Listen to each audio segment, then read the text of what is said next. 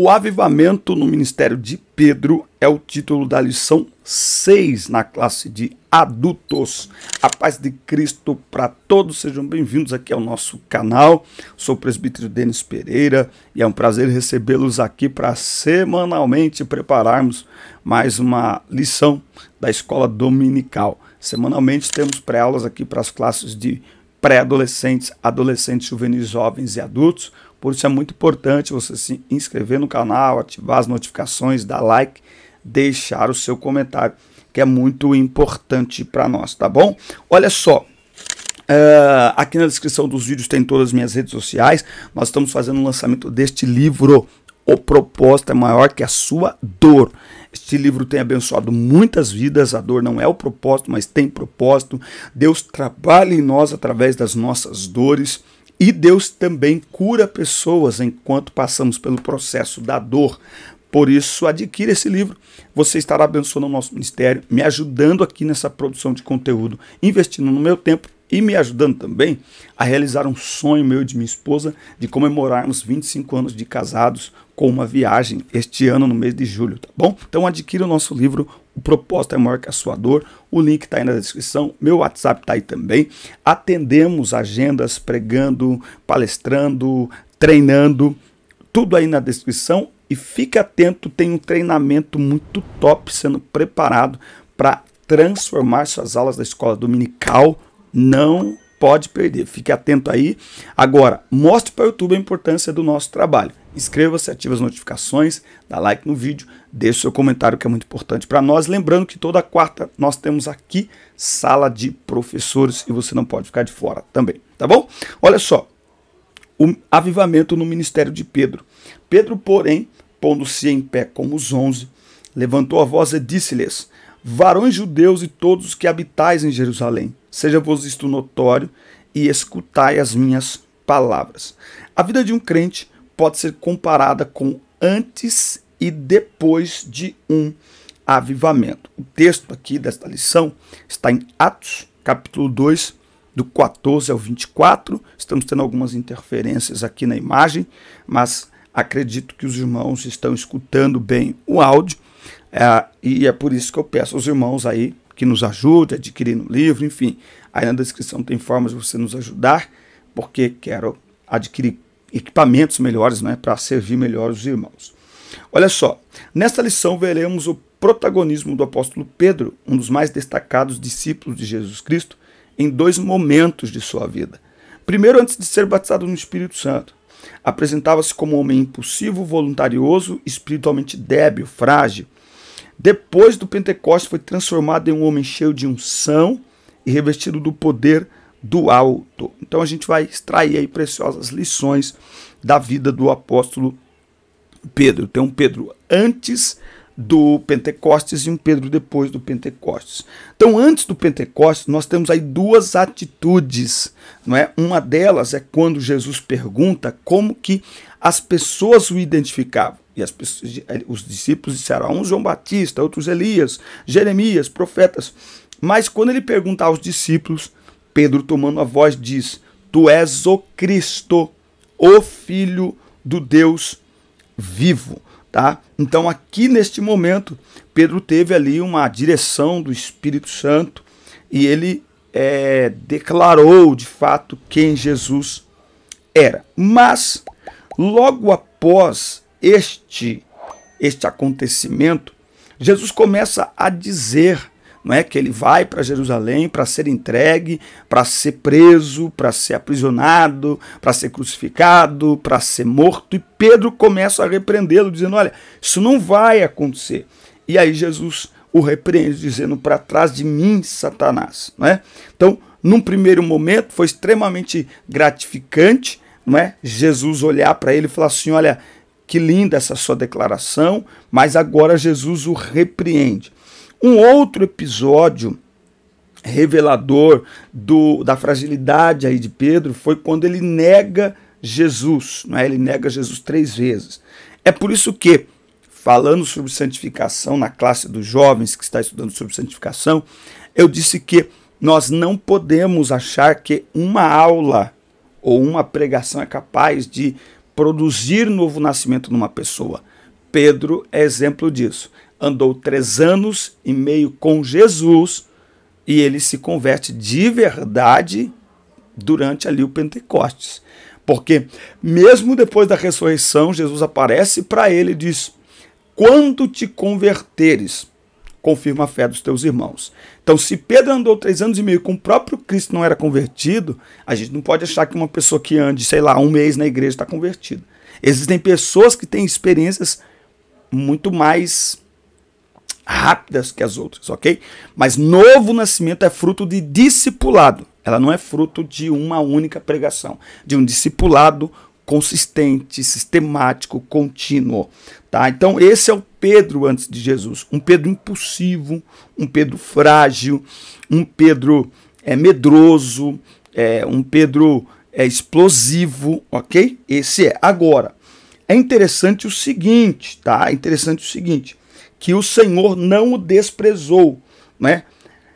Quando Jesus ressuscitou, ele mandou dar boas novas aos discípulos e a Pedro, né? Então a gente precisa ter o cuidado para não descartar pessoas por causa de alguma falha, pois Deus pode restaurar o espiritualmente fraco.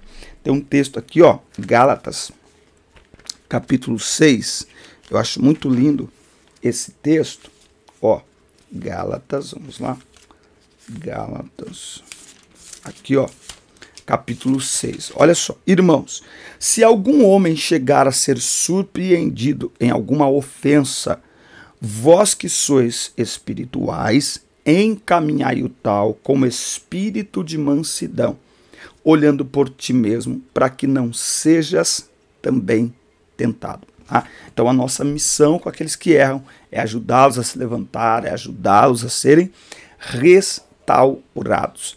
Tá certo?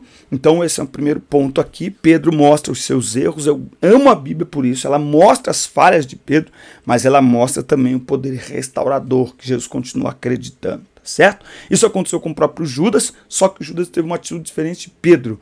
Judas não se reconciliou, não buscou perdão, não se arrependeu. Mas quem confessa e deixa alcança misericórdia, e igreja é um lugar de restaurar pessoas.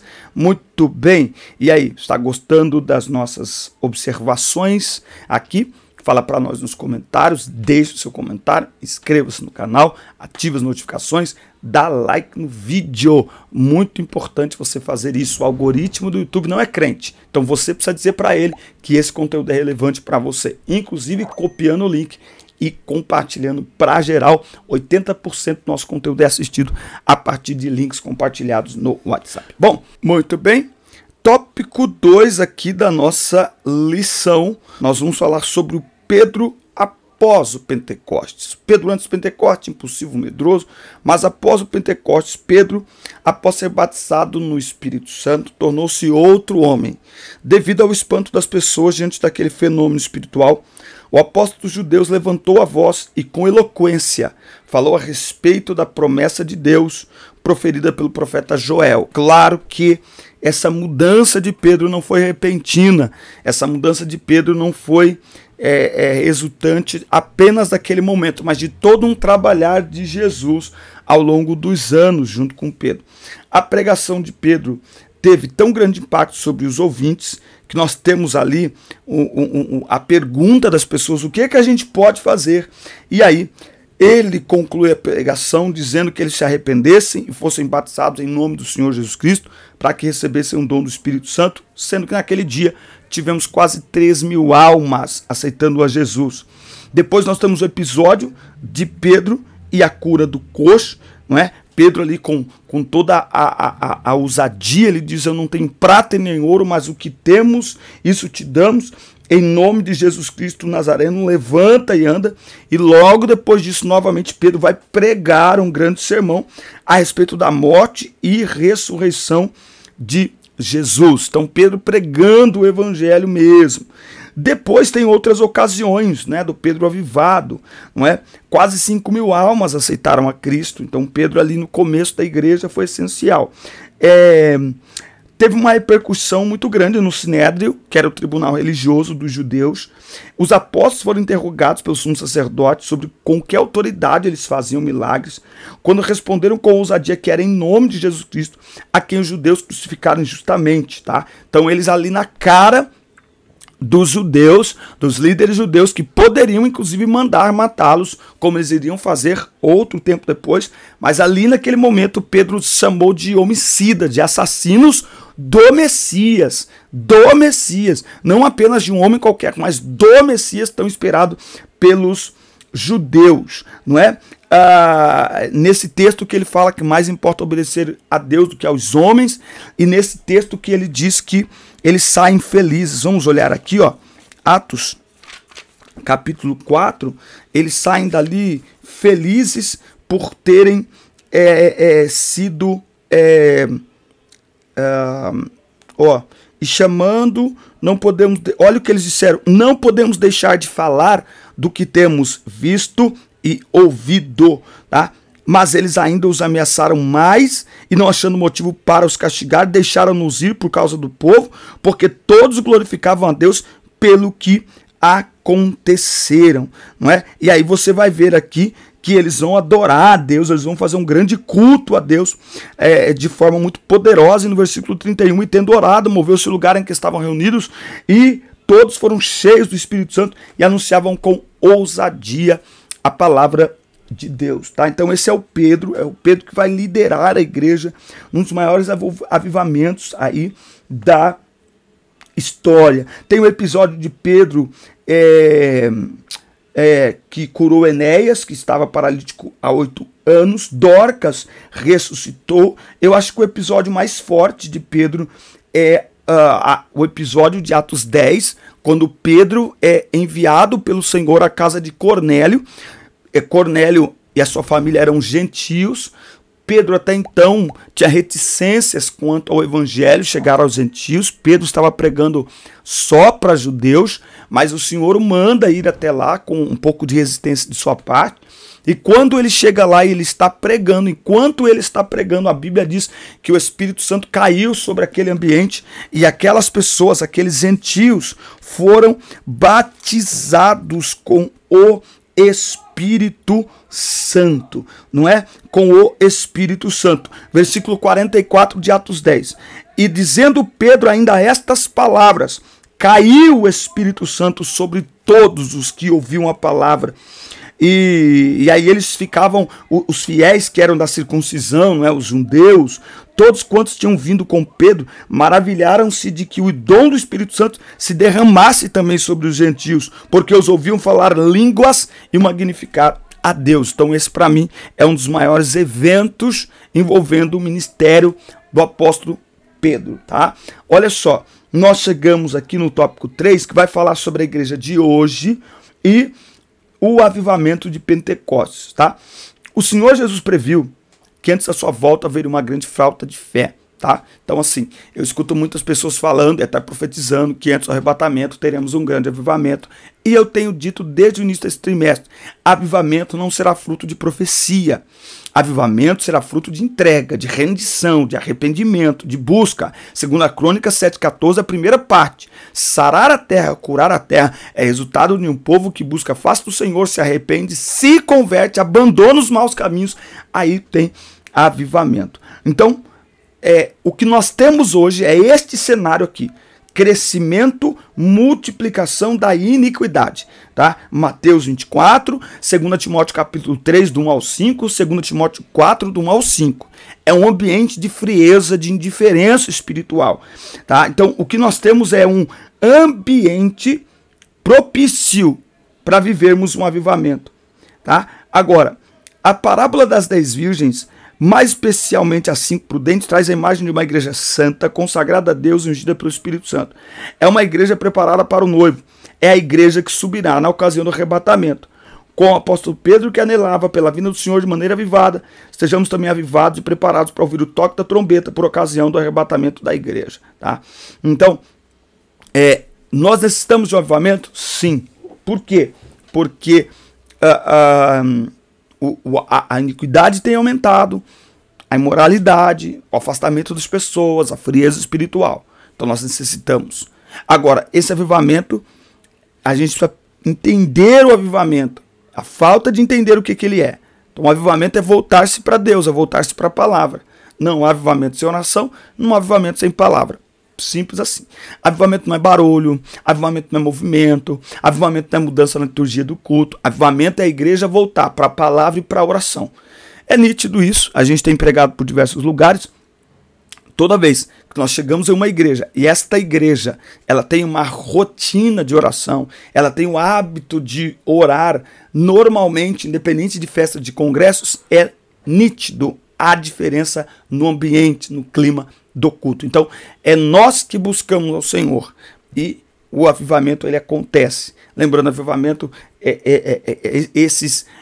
essas movimentações, o batismo com o Espírito Santo, tudo isso é resultado do avivamento, é fruto do avivamento. Isso não é avivamento. Avivamento é uma igreja prostrada aos pés do Senhor, amante de sua palavra, uma igreja em oração. Isso é o avivamento, ok?